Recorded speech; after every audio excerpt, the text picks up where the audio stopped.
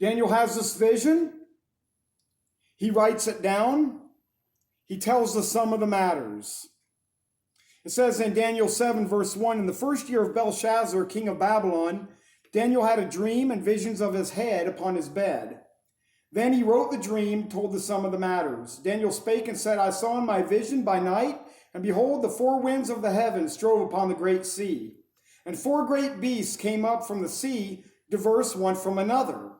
The first was like a lion, had eagle's wings. I beheld till the wings thereof were plucked, and it was lifted up from the earth, and made stand upon the feet as a man. And a man's heart was given to it. Now, a lot of people say that this is Persia. This lion is, because it's after the time of Babylon. Babylon is ended or is going to end. It's not yet ended yet until 2 years later. That this vision starts at the reign of Persia, but that can't be. That can't be because it says he was lifted up from the earth and made stand upon the feet as a man. And a man's heart was given to it. That's exactly what happened in Nebuchadnezzar. So this has to be the reign of Babylon here. And verse 5, behold, another beast, a second, this is Persia, like to a bear, and it raised up itself on one side, and it had 3 ribs in the mouth of it, between the teeth of it, and they said thus unto it, arise, devour much flesh. After this I beheld, and lo, another, like a leopard, which had upon the back of it 4 wings of a fowl. The beast had also 4 heads, and dominion was given to it. After this I saw in the night visions, and behold, a 4th beast, dreadful and terrible, and strong exceedingly, and it had great iron teeth. It devoured and brake in pieces, and stamped the residue with the feet of it, and it was diverse from all the beasts that were before it, and it had 10 horns. So, of course, he's told the sum of the matter. Who'd he tell it to? Who knows? But he told it to someone. Maybe it was those 3 Hebrew children. And so he tells the sum of the matter, and he starts giving it all. And maybe he told the sum of the matter to God. Who knows? It doesn't really say. But although he told his dream, they could not give him the interpretation. He had to seek it and search for it and find out about it. Now, this dream or vision is a continuation of the prophecy of Daniel chapter 2. Chapter 2 and chapters 7 and 8 combine to show 2 aspects of one grand scheme of history. The 4 world empires followed by the kingdom of Jesus Christ. The dream of Nebuchadnezzar was interpreted by Daniel. The dream of Daniel here, as we're going to find out, is interpreted by an angel. Let's see. I guess it's on later on down in the verses around 18 to 21.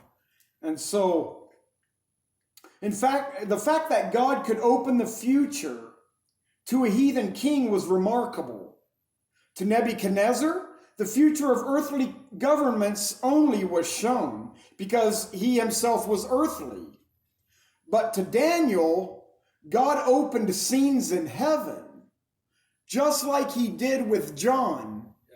He opened scenes in heaven to John for the book of Revelation. The dream of Nebuchadnezzar referred to the beginning and the duration of Gentile domination over Israel. But the dream of Daniel refers to the end of Gentile domination over Israel. Now, this chapter records 3 visions that Daniel had. Number 1 is verses 1 to 8 is the vision of the 4 wild beasts. Number 2, in verses 9 to 12, you have the vision of a judgment scene. And then the 3rd vision is the vision of the Son of Man receiving a kingdom, which is verses 13 and 14. Of course, in chapter 2, man's view of kingdoms and governments are that of an image that is worshipped by, obviously, Nebuchadnezzar. He builds an image too of that dream that he had. And so, of course, Nebuchadnezzar took it and built that image and worshipped it and commanded everyone else to worship it. Well, God's view in chapter 7 and 8 of kingdom and governments are that of a series of rapacious and mean beasts ready to devour mankind, which one kingdom will devour another kingdom, and one set of government will overrule a different set of government. Isn't it strange that in Jude he calls them brute beasts? Brute beasts, because that's God's view of mankind. I just thought of that. Yeah, that is. And of course, we know history proves God's view to be the correct view. And just I've got written here, that's how Jude and 2 Peter describe it to be. So yeah. So this vision was given to Daniel 2 to 3 years before, of course, here, verse 1 is the first reign of Belshazzar, and he was killed the third year of his reign. So we see that between 2 to 3 years before the conquering of Babylon by the Medes and Persians. The feast of Belshazzar was given in a spirit of contempt and defiance. City of Babylon was in a state of siege, as we already know. The armies of the Medes and Persians were encamped outside the walls. Belshazzar felt secure enough he could party, for the drawbridges had been drawn up, the brazen gates barred, and he knew that the walls of the city were almost next to impregnable. They couldn't be. So what happened? They built underneath the city, come in through the moats, and that's how it happens. Dried the river up. Yeah, they dried it. Well, they actually diverted the water around the city. So 2 years after the death of Nebuchadnezzar, a war broke out between the Babylonians and the Medes and Persians that continued off and on for 20 years. At last, the king of the Medes, which is Darius in verse 31 of chapter 5, summoned to his aid his nephew Cyrus of the Persians, also we know him as Cyrus the Great. And in the 17th year of Nabonidus, in the third year of Belshazzar, Cyrus laid siege to Babylon. Cyrus, of course, won.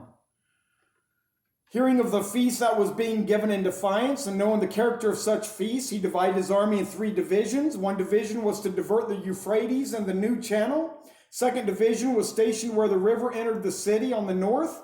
The third division was stationed where the river left the city on the south. Second, third divisions were instructed to enter the channel of the river, and when the water was low enough, they marched toward each other until they met at the center of the city, and there they took possession of the city, stormed the palace, and killed Belshazzar. But chapter 7 takes place 2 years before all of this.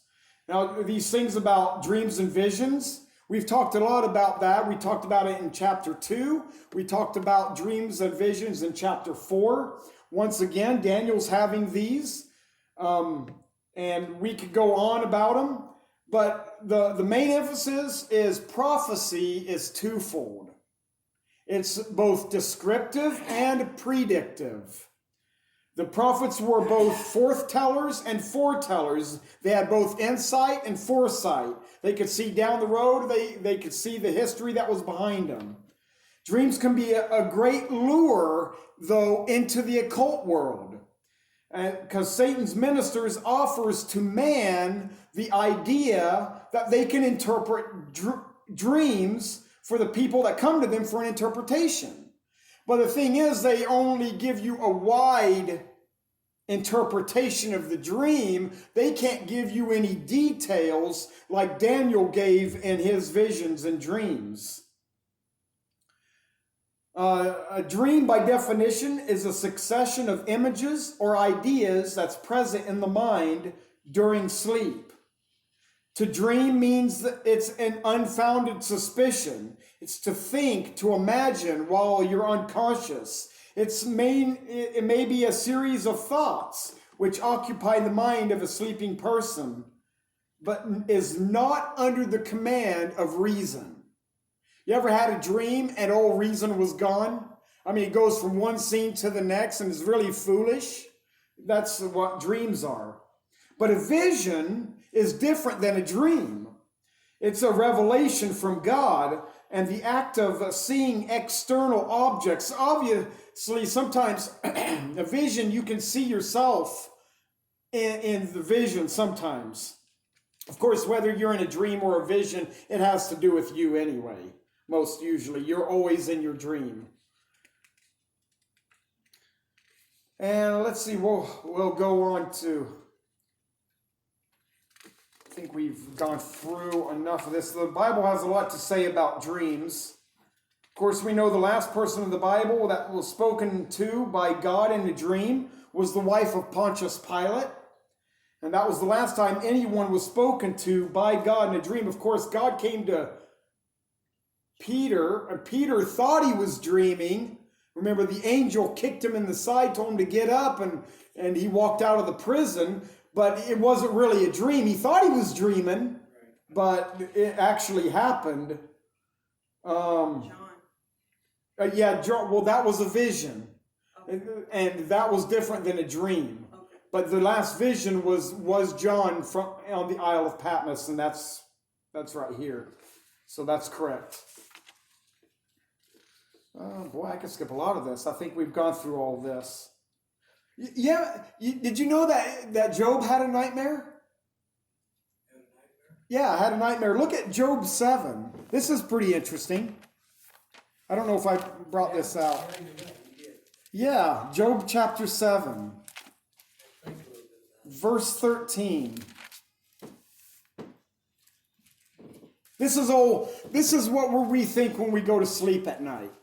Verse 13, when I say, my bed shall comfort me, my couch shall ease my complaint. That's what we hope for. No worries, right? When we go to sleep. Then thou scarest me with dreams and terrifiest me through visions, so that my soul chooses strangling and death rather than my life. You have a dream that you're falling off a cliff, or you're drowning, or you have to go to the bathroom real bad, you know. it. Fall off the bed when you're dreaming. Yeah, you actually fall on your head during the dream off the bed. You dream you eat marshmallows, you wake up, your pillow's gone. Yeah, you swallowed your pillow. So that my soul chooses strangling and death rather than my life. I loathe it. I would not live always. Let me alone, for my days are vanity. He said, if my life was like a nightmare, leave me alone. I would rather have my life empty, he says. Oftentimes the dream can be so scary and terrifying that we would prefer to die. Sometimes in your dream you do die. But Job said that such frights came from the Lord and that he allows them. So look at Deuteronomy 13. Deuteronomy 13.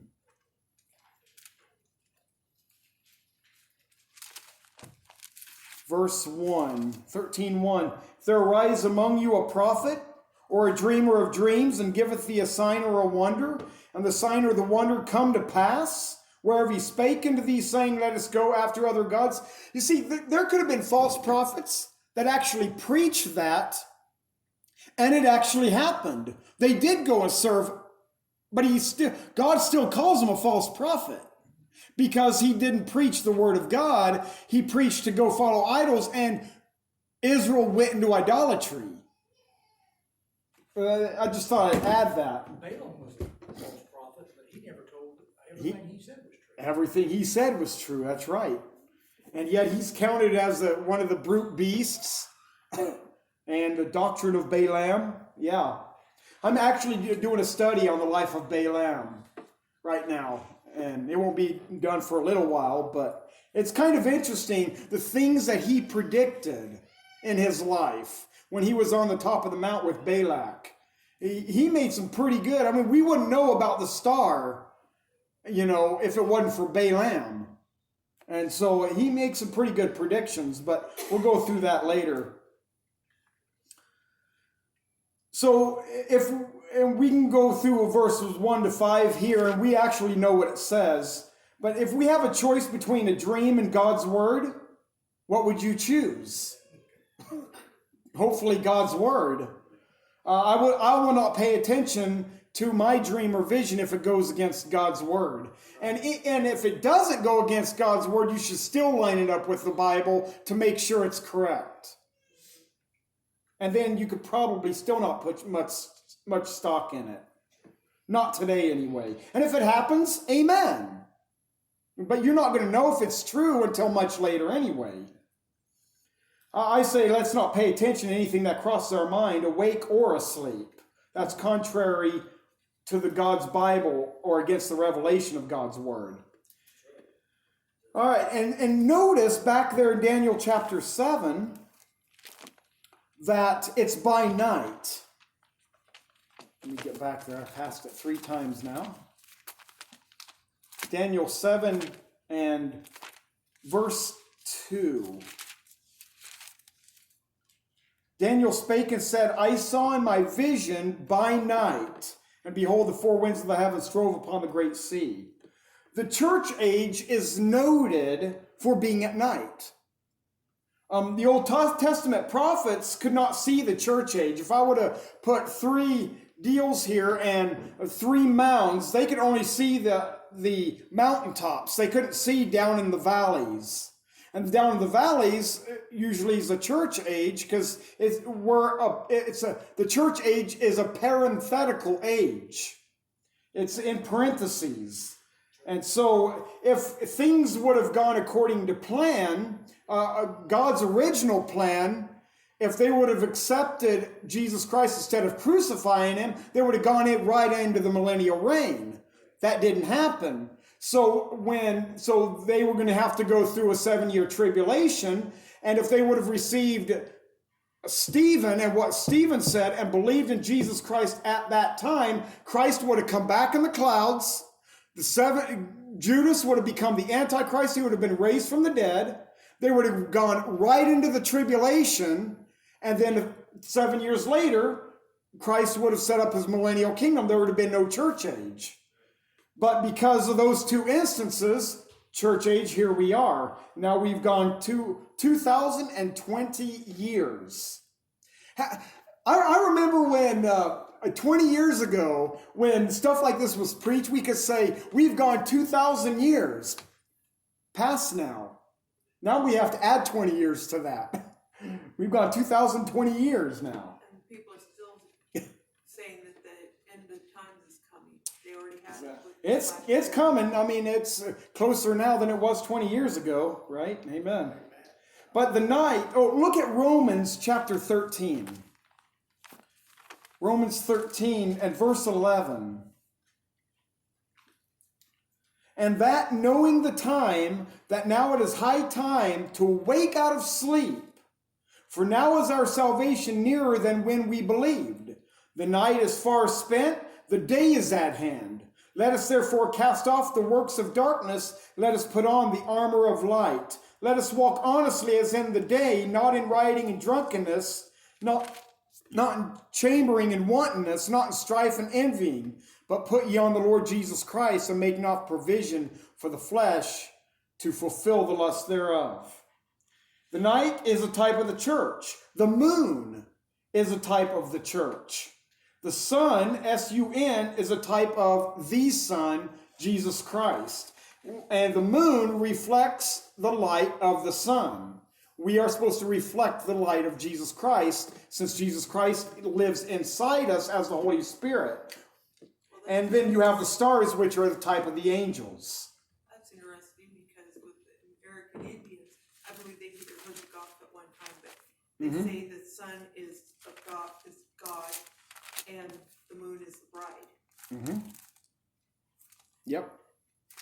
Philippians chapter 2, verse 15 says that you may be blameless and harmless, the sons of God, without rebuke, in the midst of a crooked and perverse nation, among whom ye shines as lights in the world. It didn't say you were lights, but we shine as lights in the world. Why? Because Christ is the light. We ought to be showing forth him. He's the light of the world. Let's see, Matthew chapter 5. Matthew chapter 5, verse 14. He says, "Ye are the light of the world, a city that is set on..." Now, this is actually Israel. Doctrinally, this is Christ talking to Israel, that Israel's the light of the world. That's why we know that God's not done with Israel. Because in the tribulation, it's going to all be about Israel. They're going to be the light of the world. A city that is set on a hill cannot be hid. Is that city the church? Of course not. The city is Jerusalem. And that's why New Jerusalem that we get to be in, it's going to be sitting on the top of the earth. The earth will be all one landmass at that time. And Jerusalem will be sitting in the air, shining, because Christ will be sitting on the throne there in New Jerusalem. And the New Jerusalem, if you go look at Revelation 20 through 22, it's going to be made of transparent glass. And his radiance is going to shine through all the pearls of the doors and the gates and all the jewels. There's going to be like an emerald and all different kinds of colors, and it's going to be shining on the earth. He's going to be the light of the world then. And then he says, "City that is set on a hill cannot be hid, neither do men light a candle and put it under a bushel, but on a candlestick, and it giveth light unto all that are in the house." The house being the house of Israel. House of Israel. Look at John chapter 8. John chapter 8, we know John was written for the church. Look how John brings this right down to the church age. John chapter 8 and verse 12. "Then spake Jesus again unto them, saying, I am the light of the world. He that followeth me shall not walk in darkness, but shall have the light of life." You know what? Christians that do not follow Jesus Christ don't have the light. They're not shining forth. They may be saved. They may be born again. But it says that now look at this verse. "He that followeth me shall not walk in darkness." That means those who don't follow him are going to walk in darkness. "But shall have the light of life." Why? Because he's our life. So that goes right along there with Colossians chapter 3.